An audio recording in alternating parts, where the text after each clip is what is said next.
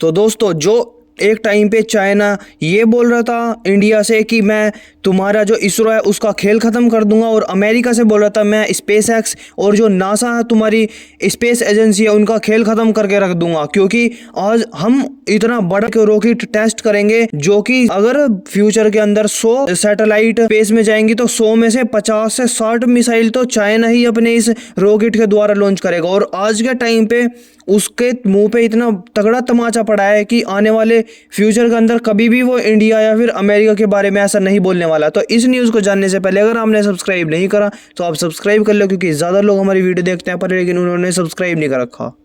China का ये मानना था कि जितने भी बिजनेस होगा स्पेस से रिलेटेड वो सभी चाइना लीड करने वाला है फ्यूचर के अंदर। इस तियांगलोंग रॉकेट के द्वारा से कुछ टाइम पहले चाइना ने अपने ये तियांगलोंग रॉकेट एक लॉन्च करा था और इतनी तगड़ी हाइप बनाई थी चाइना ने कि सभी देशों की इस रॉकेट के ऊपर नजर थी। पर लेकिन जो चाइना के इस रॉकेट के साथ हुआ है कभी भी चाइना इस चीज को नहीं भूल पाने का है। तो अपनी स्क्रीन के ऊपर वीडियो में देख सकते हो कि चाइना का जो ये रॉकेट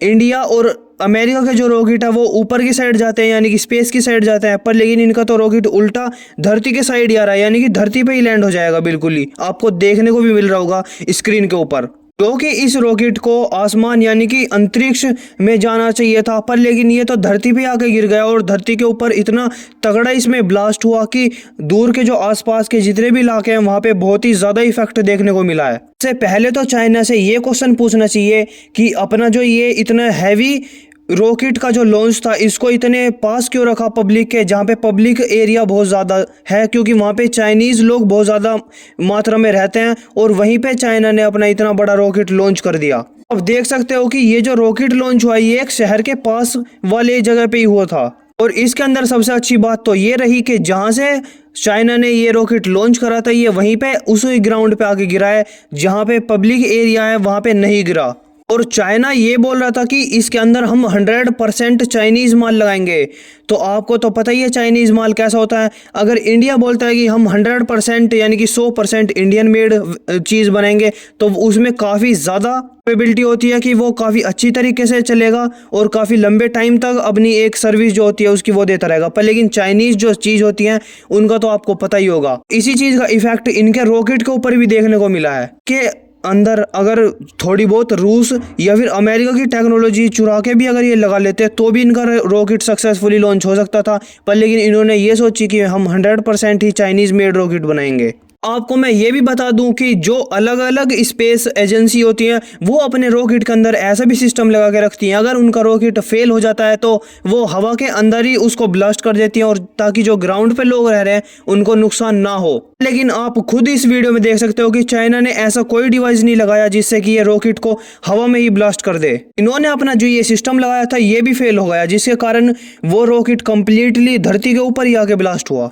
इसको हम मुसीबत के समय यूज करते हैं, इनका तो ये भी प्लान फेल हो गया। इसी इंसिडेंट के कारण पूरी दुनिया के अंदर चीन की थू तो हो रही है। तो चाइना दावा कर रहा था अपने इस रॉकेट से कि हम पूरी स्पेस की मार्केट जो है उसको कैप्चर कर लेंगे। आज के टाइम पे उसकी इतनी बुरी बेइज्जती हो रही है कि चाइना ने पहले तो हाइप बनाई इस लॉन्च की और फिर इतनी बुरी बेइज्जती हुई है चाइना की। मैं आपको बता दूं जो चाइना की ये तियांगलोंग रॉकेट था इसको एक प्राइवेट कंपनी ने बनाया था चाइना की, जो चाइना चाहती थी कि जैसे अमेरिका के अंदर स्पेस एक्स एक प्राइवेट कंपनी है वो काम अमेरिका के अंदर करती है वही काम हम भी चाइना के अंदर करेंगे और एक मोटी रकम कमाएंगे। ये जो चाइना की प्राइवेट कंपनी है ये तो सिर्फ कहने के लिए प्राइवेट कंपनी है, बल्कि जो चाइना की स्पेस एजेंसी है उसने ही ये रॉकेट बना के दिया होगा।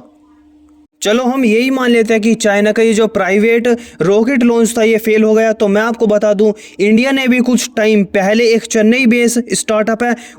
स्टार्टअप का नाम है अग्रिकुल कॉस्मोस, जिन्होंने 3D प्रिंटेड रॉकेट ना सिर्फ इन्होंने बनाया बल्कि इसको सक्सेसफुली लॉन्च भी करा। तो चाइना अपनी पूरी बैकिंग देता है अपनी प्राइवेट कंपनियों को, वो तो डायरेक्टली कंपटीशन इंडियन स्टार्टअप ही दे रहे हैं उस इतनी बड़ी चाइना की कंपनी को। इन्होंने ये कंपटीशन इतना बड़ा दिया कि 3D प्रिंटेड रॉकेट को सक्सेसफुली लॉन्च करके दिखा दिया। कि आपका क्या व्यू पॉइंट है इस न्यूज़ के ऊपर आप कमेंट सेक्शन में ज़रूर बताना।